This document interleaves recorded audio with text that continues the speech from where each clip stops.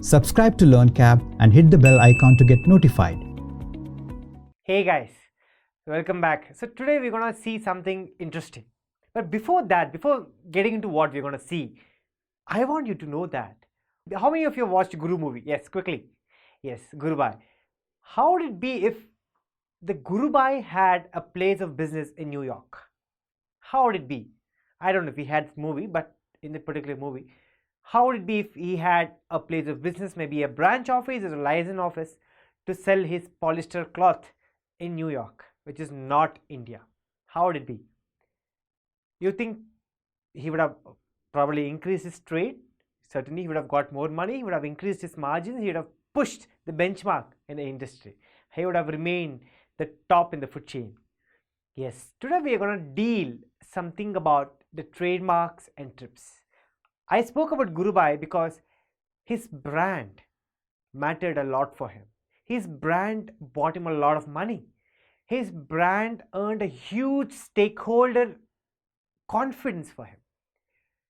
People came and bought and invested money in his company because it is Gurubai, because of his name, because of the brand, because of that mark of his, maybe a word mark or maybe a logo mark. But because of his mark, his trade increased, multiplied, became a huge, massive guy in the field. And that's the trademark. Yes. Today we're going to see how a trademark would react for trips. So we all know what is trips. So it's a trade-related aspects of intellectual property rights. It says, it specifically talks about trade, how trade works, especially with respect to your intellectual property rights. But how will this trademark work? Our guy, the trademark, how will he deal with trips? We saw how a copyright deals with trips, but we need to see how a trademark deals with trips. Folks, you need to understand one important thing before getting into the subject. That is, you have a brand, and that brand is identified by a logo of yours. Gurubai. Assume the logo is Gurubai. Okay. So when I use the word Gurubai, you remember that one cloth company which is giving you a pure or good polyester cloth or a mix of polyester cloth. It's basically giving you that service or that material or that quality which no one else will give you. So Gurubai started his operations in Bombay. It grew in Bombay. It grew out of Bombay. It came to south. It went to north. It went to east. It became big. It became huge business for him in India. He registered his trademark. Made a lot of money. Was top of the food chain, as in top of the market. Just talking only in crores and what not. A big guy. He wanted to explore some international markets. Now, how would he do that? Unless until he need to have his shop which is out of India, and that shop should sell his products. Yes, consider this example. Gurubai opens a shop in New York. Okay, a branch office or a probably license office or whatever. He sends some goods from India to New York, and he starts selling to the people of New York about the polyester material of the cloth. The same name Gurubai. That's very important for you to know. The name Gurubai remains to be the same. Now, his business had a huge success in New York. As in, he got featured in the New York Times and Business Line, whatnot. People spoke about him. Every Tom, Dick, Harry in New York spoke about him, his business, the way he came from India, his rag to riches story, so on and so forth. There's this one cunning guy in New York who came to his store, who visited his store, who went through all of his collection, took a couple of samples, bought it, and then went and put up a store next to Gurubai's store in New York and started selling the same material. Okay, he had bought a machine, he went to Gurubai's factory, he came to India, he did a lot of research, took a lot of samples, took a lot of people from Gurubai, offering them more salary and stuff. He put a shop next to Gurubai. Gurubai's business in New York reduced. The customers got divided. What Gurubai used to make $1 million per month, he used to make only like $500,000 per month, and the remaining half used to go to this guy. Slowly he started opening his offices in Africa and China, so on and so forth. Who? The Gurubai's competitor. Same name. Same with the name Gurubai. The name Gurubai. Gurubai noticed this. He said, okay, this guy is using my name and selling my clothes without my permission. He called him up and he said, why are you doing this? You're not supposed to do this, right? It is the business of mine. I mean, I built a business, man. Come on. You can't use it. But he says, boss, I'm so sorry. You built your business in India, you're doing it in India. You can't come to my place like New York and give me instructions, You're an Indian. You need to stay in India. You're not supposed to come here and do business. This is my place. I stay here and I do business here. And what I say works here, not you, he says. Gurubai has no options. So what will he do? He'll start shutting down his stores, his branches, his outlets abroad, and probably start concentrating only in Indian market. He had the opportunity to grow. He did not grow. He had the opportunity to become the world's leading cloth manufacturer. He did not do it. He could not do it. Why? Because his trademark was not being supported, was not being protected at an international level. Yes, obviously India, you have the Indian Trademark Act protecting him in 1999. But what about the international level? What about the markets in the US? What about the markets in Europe? And what about the markets in Africa? What happened? You can't do it. Let us see how the TRIPS is helping to get out of this trouble. How can TRIPS help Gurubai to set up his office in US, in New York, and also ensure that the shop of his competitor is closed? So the TRIPS, as we've been discussing, it is more of a channel where the rights, the duties of a particular intellectual property can be enforced, can be channelized. It's more of like your friend. As I've told you, you need to go to the college. You know why you should go to college, and you know where is the college. You also know how to go to the college, but the point is you need to go ask people, get to know it better, and then take a route. So TRIPS is that one friend of yours who will just walk up to you and just take your hand and probably assist you to go and reach the college. That's exactly the work of TRIPS. He is not teaching you why you should go to college. The TRIPS is not making the laws here. The law is with the trademark law. That's a trademark repository. It's already law is there. The TRIPS facilitates it. It helps it to make it a proper, implementable, maintainable law. How? By using the organs of TRIPS, such as your dispute resolution, such as your accountability, your maintainability, your enforceability, all of it. Coming back to the combination of TRIPS and trademark, we need to understand that when we say trademark and it should be protected, folks, you need to understand that when I say it is to be protected, it should basically be a worth protecting. So when I say what is worth protecting, what does it mean? It means that a trademark should be a trademark, a trade, a mark which is used in a particular trade and for the purpose of making business, making money, earning money. That's how it is. It may not be money, sometimes some charitable institutions also is there, but the mark should be used in the trade. It's a trademark. That is very important. It should be worth protecting. You have a mark, Gurubai, take the same example. You have the mark. You don't have a trade. You don't have any business. You're not using it. You just have it for the sake of having it. You cannot get it protected. Exactly. Then next what? You need to register it. To register, you need to be eligible to register. See, registering is different, eligibility is different. Unless until you are eligible, you cannot register it. Now, to know whether eligible or not, there are a lot of criteria under the TRIPS agreement. Exactly. Each country will have their own requirement. But thank God, you need not comply the conditions of each country in particular or independently or specifically. The TRIPS has a separate list of guidelines for you to follow or comply. You need to follow that. That's the eligibility for you. As in, it will say that you need to have a mark, and that mark should be of your own, and that mark should be used in a trade, and that trade should not be of similar trade. All of this is very important and makes you eligible for being registered. Exactly. One thing you need to understand is that the marks cannot be distinguished on a member country basis, as in for an additional condition. For example, you go to US, or probably my always example is US. Okay, let's take the example of Africa. You need to register a mark in Africa.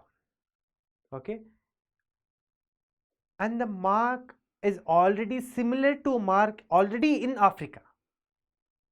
Okay, you got it registered in India, you got it registered in US, you got it registered in Germany, for example. But Africa, there's a challenge. What's the challenge? There's already a mark of similar to you in the African market. That guy don't want international exposure. He's just happy with the African market. He's having it, but he will not disturb you at the international level. But if he'll not let you go into the African market because he's already established. Gurubai, same mark. There's already one Gurubai in Africa. Assume it. Instead of Gurubai, you say Gangabai, something of that sort. Now, the African Trademark Office may instruct or impose some additional conditions on you, on Gurubai, to get registered in Africa. It may say, for example, look, you already have Gangabai here. Now you are Gurubai, you're bringing a new mark. So two different marks, Gangabai and Gurubai. Both may look confusing for a person. Both are in the cloth business. We will register your mark if you sell only those materials of cloth which is not sold by Gangabai. Say for example, Gangabai sells only pants or female dresses or women dresses. Yeah. So Gurubai sells both women and men. He says, look boss, I already have Gangabai in African market. So Gurubai and Gangabai sound similar. This guy is into women's clothing. So you are into both. Now if you want to use African market, you need to not sell women's cloth. You should not sell. You should sell only men's cloth. That is an additional condition. If you're okay with it, then come and I'll give you registrations. Or else you're not getting registrations. The African Trademark Office will impose this restrictions. This is the case. Additional restrictions. Members have the liberty to even say no. The African market may even close the doors for Gurubai and say, boss, I'm sorry, we already have Gangabai. The Gurubai, Gangabai, it's just more of confusing for the public.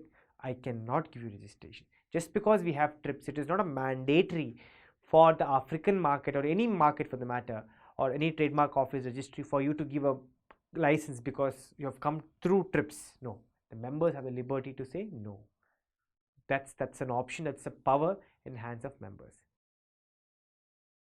Okay, I get registered it somewhere else. I go to Australia. The Australia says, you know what? This mark is a failure. He says, I've seen your mark doing in US, I've seen your mark in Africa, I've seen your mark in Russia. I don't think you are doing really good business. I think you have a failure mark, if African says. So because of the failure mark, African economy is very robust. I cannot give a registration for such a failure mark. He cannot say this. To call a mark as a failure, you need to give a permission and wait for 3 years for it to elapse and then decide if it's a failure mark or not. Or else you have no option. You need to give permission. Wait, you cannot take a decision without giving a permission. So what are the other rights which Gurubai can exercise by virtue because of his trademark in relation with the TRIPS agreement? Let's see. First of which is exclusive right to use. That's a common phenomenon. That's a common right any trademark holder will get. Exactly. Exclusive right. So you have the exclusive right and say, yes, only I'm doing this, only I'm using this. Kind of. The whole regiment of the law works on this exclusivity. for similar goods and services. This is very important. Sonata.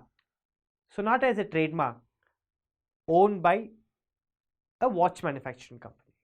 Sonata is a trademark owned by a software company.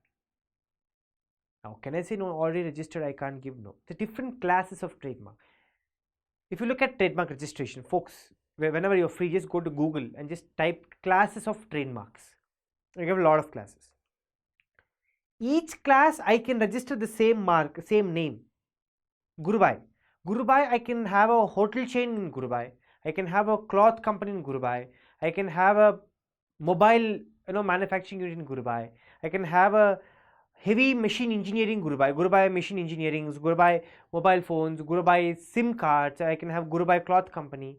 I can have Gurubai food, restaurant chains. What not? I can have anything. I can have Gurubai computers. I can have Gurubai iPads. But all are different. All can be owned by different people. You can't say no, Gurubai's word belongs to me. Word belongs to you in the cloth industry. So when I say that you are infringing my trademark, we both should operate in a same industry, in a same service, a same good. That's very important. The triggering factor here is confusion. It should create a confusion. You look at two things. Okay, you all know Bata is a renowned shoe company, shoe manufacturer. Yeah. I recently saw someone doing Bala, B-A-L-A. Okay, the way they write L is similar to the way the Bata writes its T.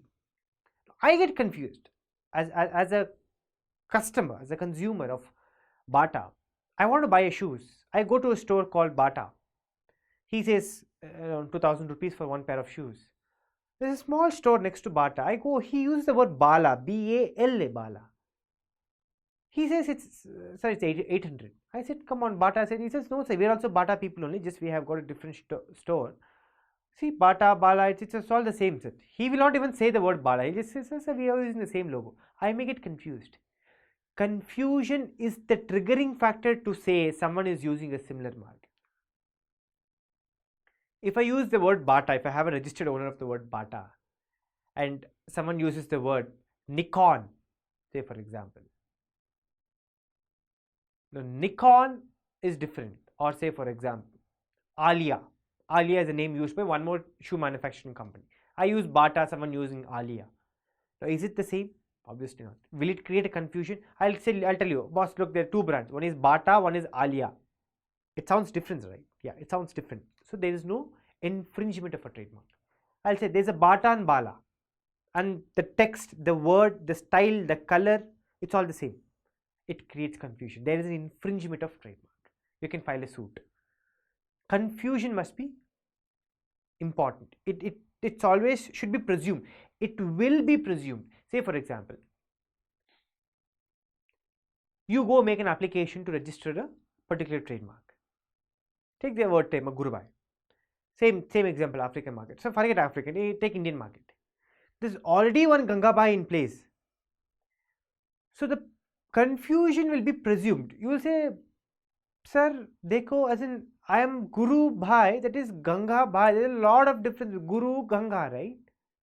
You same, but the officer, the director of the trademark says, I'm sorry, the confusion is always presumed. The government will always say there is confusion.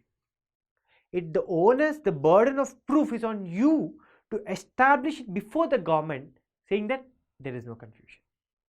You are the person who should say there is no confusion. Both are different. It is your work, it is your homework. Exactly. Okay, the concept of well-known mark. So when I say two well-known mark, for example, your Mac or your Dell, these guys don't require registration independently in every corner, nook or corner, village, country. No, not required. When I say Mac, it is Mac. Those are the big guys. Samsung, Mac, Dell, all these things. So you need not have a registrations here.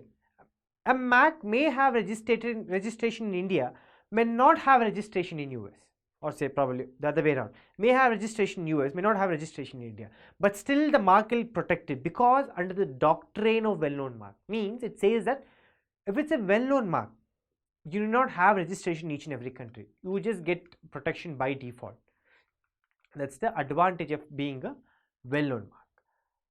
Now again, going back to the similarity, when I use the word similar, when I say something is similar, Bala and Bata are similar, Gurubai and Gangabai are similar, it's not just a mark.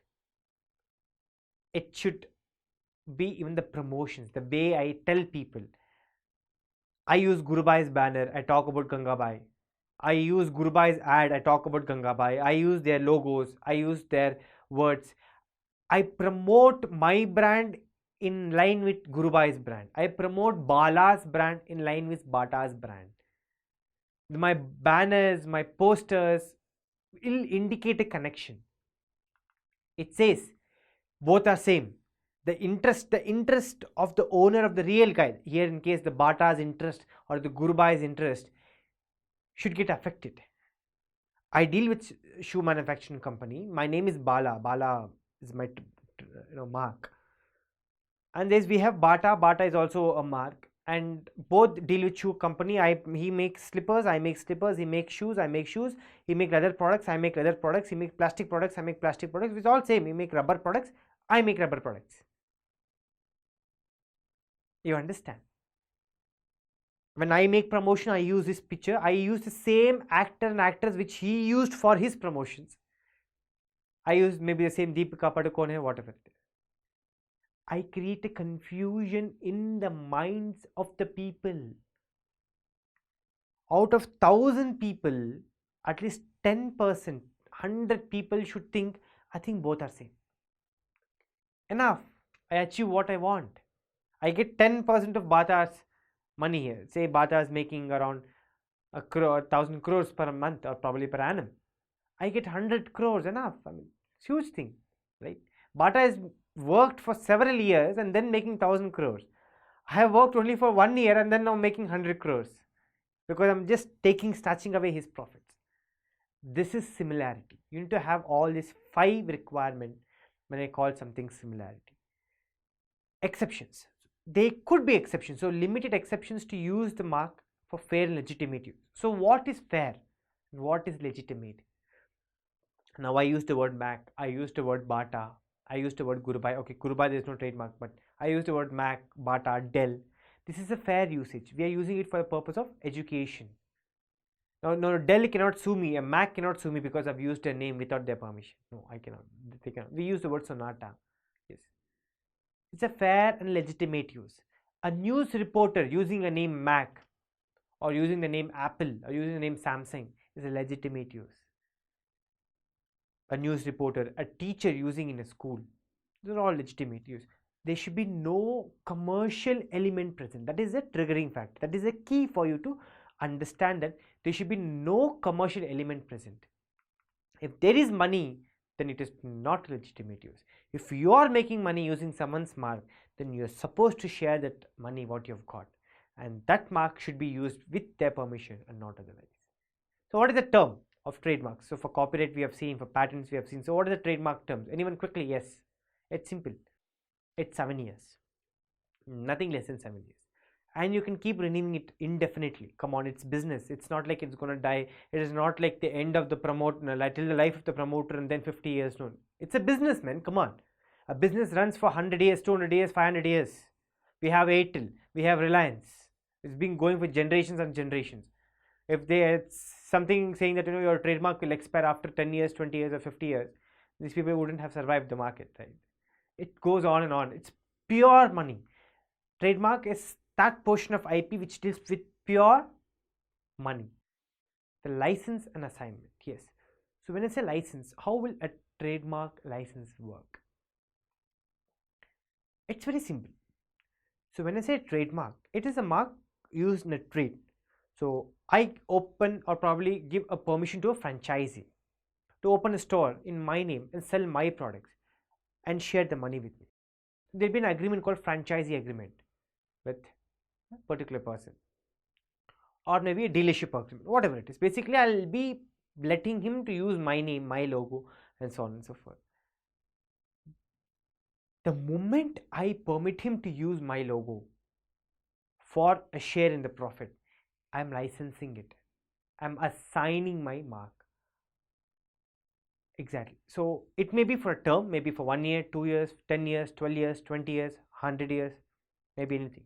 Or maybe for indefinite unless until I revoke it. I may revoke it tomorrow, I may revoke it after 10 years, I may revoke it after 50 years. Like that. So that's more of a licensing of a particular trademark.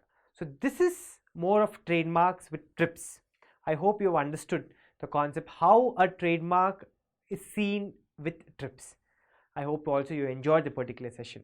I'll see you again with some more information on intellectual property rights. Till then, have fun. Thank you. Subscribe to LearnCab and hit the bell icon to get notified.